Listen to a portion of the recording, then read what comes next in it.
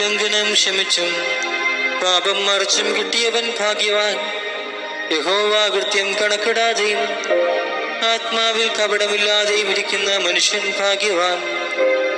ഞാൻ മിണ്ടാതെയിരുന്നപ്പോൾ നിത്യമായ ഞരക്കത്താൽ എൻ്റെ അസ്ഥികൾ ക്ഷയിച്ച് പോയി. രാവും പകലും നിന്റെ കൈ എൻ്റെ മേൽ ഭാരമായിരുന്നു.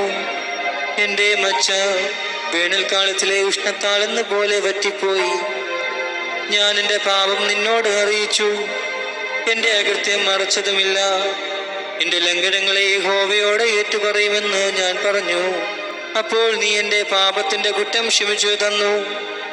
ഇത് നിമിത്തം ഓരോ ഭക്തനും കണ്ടെത്താകുന്ന കാലത്ത് നിന്നോട് പ്രാർത്ഥിക്കും. പെരുവെള്ളം കവിഞ്ഞ് വീഴുമ്പോൾ അത് അവൻ്റെ അടുക്കലോളം എത്തുകയില്ല. നീ എനിക്ക് മറവിടമാകുന്നു.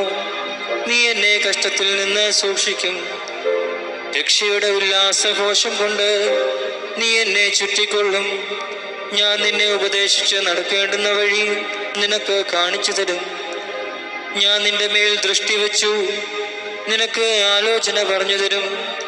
നിങ്ങൾ ബുദ്ധിയില്ലാത്ത കുതിരയെയും കോവർ കഴുതയെയും പോലെ ആകരുത്. അവയുടെ ചമയങ്ങളായ കടിഞ്ഞാണ് മുഖപ്പട്ടയും കൊണ്ട് അവയെ അടക്കി വരുന്നു.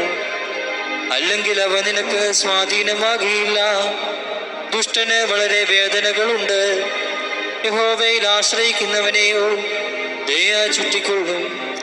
നീതിമാന്മാരെ, യഹോവയിൽ സന്തോഷിച്ച് ആനന്ദിപ്പിൻ. ഹൃദയപരമാർത്ഥികൾ എല്ലാവരുമായുള്ളവരെ ഘോഷിച്ച് ഉല്ലസിപ്പിൻ.